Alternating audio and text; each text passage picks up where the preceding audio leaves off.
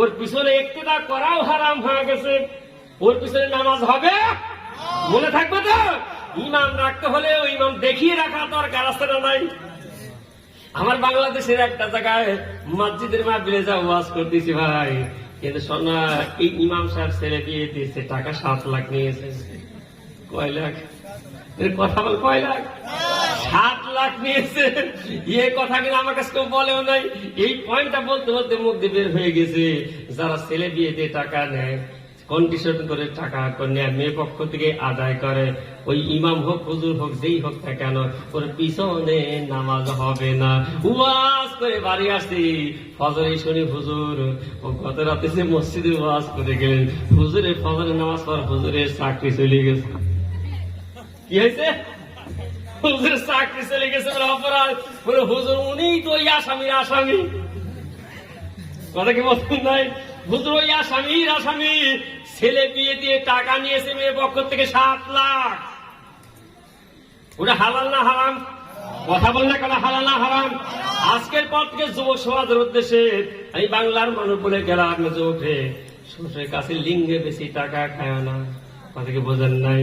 আমার পাবনার বাংলাদেশের নিয়ম আছে যে আমার দেশে আপনাদের পাঠি পুষা বোঝেন, পাঠা পুষা বোঝেন, বোঝেন আপনারা? পাঠি যখন গা গরম হয়, পাঠিয়ালা পাঠার কাছে নিয়ে যায়, পাঠাওয়ালা পাঠি তারা বাদ দেয়া 10-20টা টাকা নেয়। এই দেশে আছে ভাই, আছে ভাই।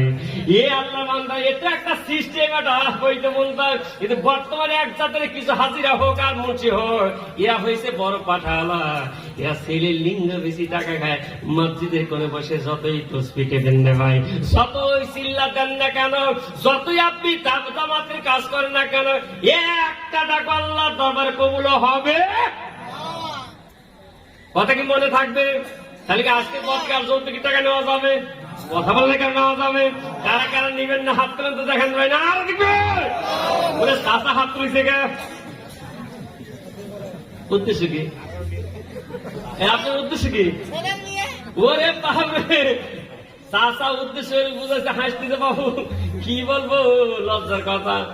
আগের বার তো নিয়ে অকাম করেছি, এইবার তখন আর খান করবো, আর নেব না। আমার চাষার খান করবে, ঠিক না ভাই?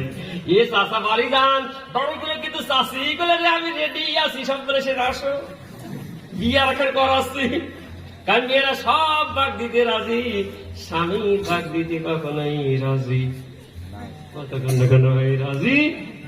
এবার যে বলতেছিলাম, আল্লাহর বান্দারা শ্বশুর করতে কন্ডিশন করে টাকা নেওয়া হারাম। জোরে কন কি? আরো জোরে কন কি? ওই হারাম বিয়ে খাওয়াও হারাম, ওর বিয়ে সাক্ষীও হারাম, বিয়ে পড়ানো হারাম। মনে থাকবে তো? ওয়াজ যদি একটা ওয়াজ যদি আমলে নেন, আল্লাহর কসম আমি হায়দারে বলে গেলাম, কাল মার্শা ময়দানে এই মাহফিলটা আমার আপনার জন্য আল্লাহ দয়া করে নাজাত ওসিলা বানিয়ে দেবি। আজকে এক কান্দি শুনলাম আর এক কান্দি বাইর করে দিলাম, আমার খবর নাই, লাভ আছে? এই জন্য বললাম, কষ্ট নিয়ে না, রাগ করবেন না, একটু মোহাব্বত বেশি করে ফেলেছি। পূর্বে একবার এসেছিলাম আর আজকেও যখন এসেছি, এই জন্য একটু কথাগুলো একটু ডিপলি বলে গেলাম ভাই। আজকের পর থেকে ইমানের ক্ষতি হয়, এমন কাজ করা যাবে, কথা বল যাবে, এমন কাজ করা যাবে না। তাহলে সেটা বলতেছিলাম বাবদার, নবী বললেন তোমরা নামাজ ছেড়ে দিও না, নামাজ ছেড়ে দিও না, তোমরা নামাজের হিফাজত করি হইও, আমি রাসূলুল্লাহ তোমাদের জান্নাতে জামিনদার হয়ে যাব। ও মা বোনেরা, তোমাদের খেদমত বলি, স্বামীর খেদমত করা লাগবে। কার খেদমত? আরো দরকার, কার খেদমত? এখন খেদমত কি আর আছে ভাই?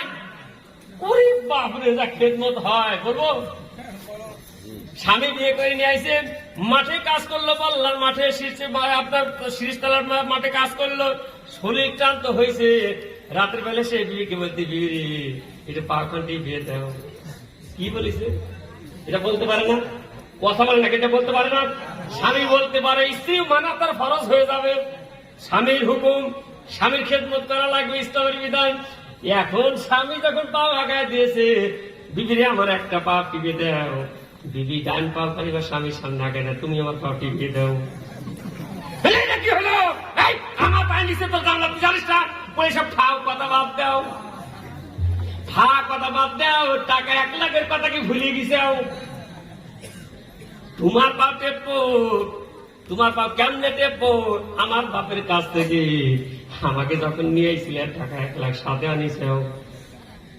মনে রাখবে মুসলমানরা, একটা স্ত্রী একটা এসাব এবং কবুলের মধ্য দিয়া স্বামীর জন্য এসাব এবং কবুলের মধ্য দিয়া ওই মেয়েটা আপনার হালাল হয়, কিন্তু সাথে যে আপনার টাকা নিয়েছেন, ভালো করে মাছ কথা শুনে নেন, টাকা 1 লাখ নিয়ে আসলেন, তাহলে মাছটা হলো হালাল আর হারাম যদি একখানে